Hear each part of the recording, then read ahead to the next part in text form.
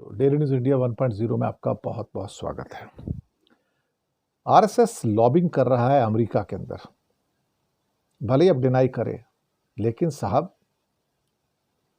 सबूत तो सामने है, आप इससे इनकार नहीं कर सकते हैं।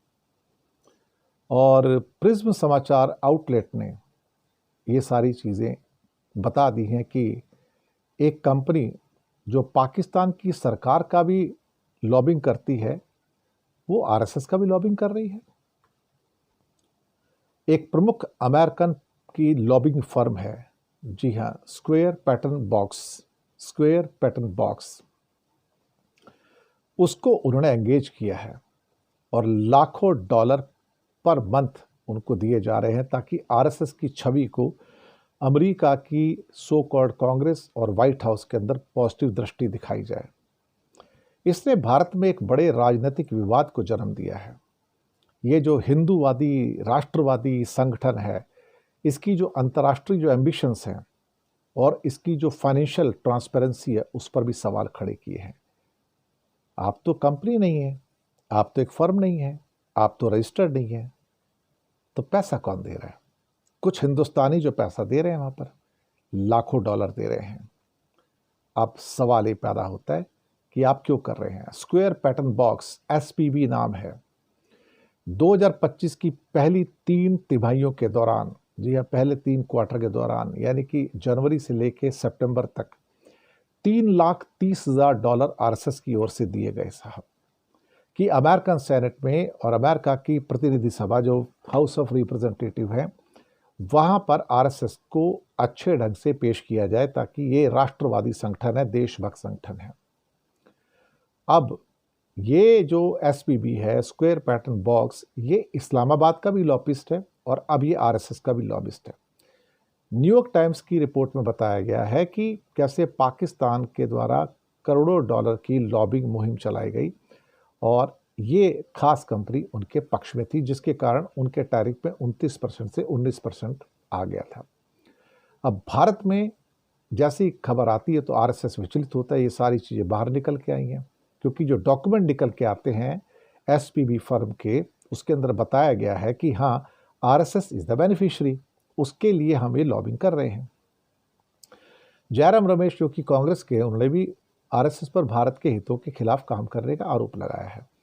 रमेश ने कहा कि अब पता चला है कि आरएसएस ने अमेरिका में अपने हितों की रक्षा के लिए पाकिस्तान की आधिकारिक लॉबिंग शाखा एक ऐसी है, स्क्वायर पैटर्न बॉक्स को नियुक्त करने में काफ़ी खर्चा किया है। ये तो पाकिस्तान के लिए भी काम करता है, अब हमारे लिए भी काम करता है।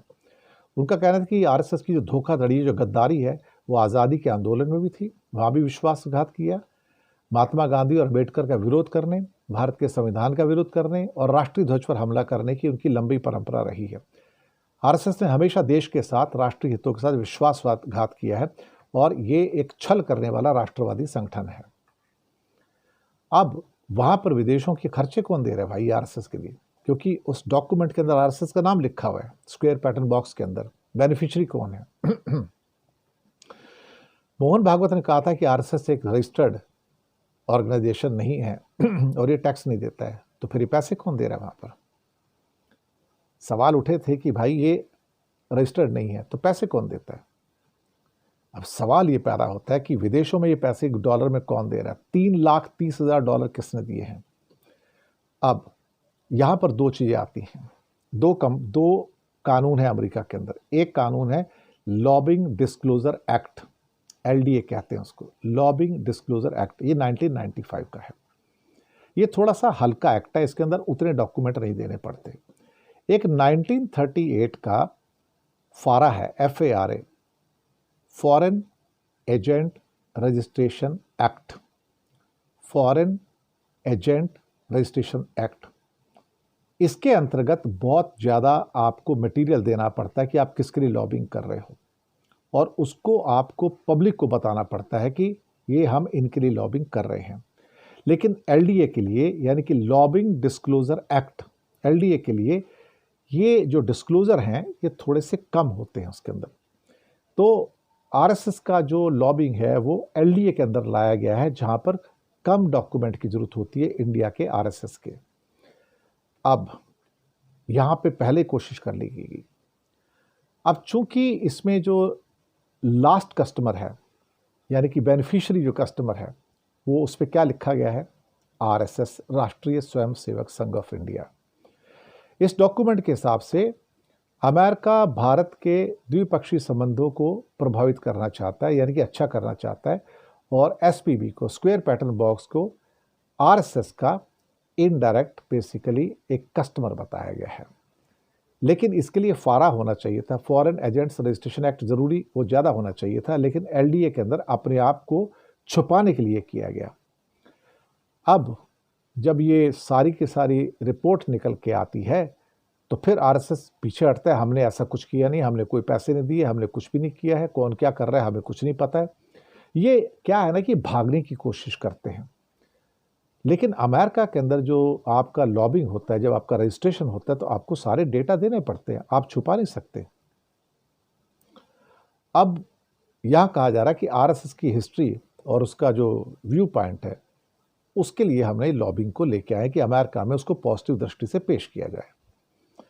अब मुसीबत यह है कि इंडिया की जो एक militant, half militant organization RSS जो है, उसके लिए कैपिटल हिल पर, यानी कि वहाँ पार्लियामेंट में सीधे लॉबिंग करवाना एक नई बात निकल के आई है। अमेरिका के लिए तो और भी बुरी खबर है, क्योंकि अमेरिकन लॉ के तहत ये अवैध भी हो सकता है, इलीगल भी हो सकता है। अब सवाल ही पैदा होता है कि जहाँ क्लाइंट के रूप में, आरएसएस के रूप में नहीं, बल्कि एक स्टेट स्ट्रीट स्ट्रेटजी को आरएसएस की ओर से lobbying for one plus strategy के रूप में कारोबार कर रही हैं।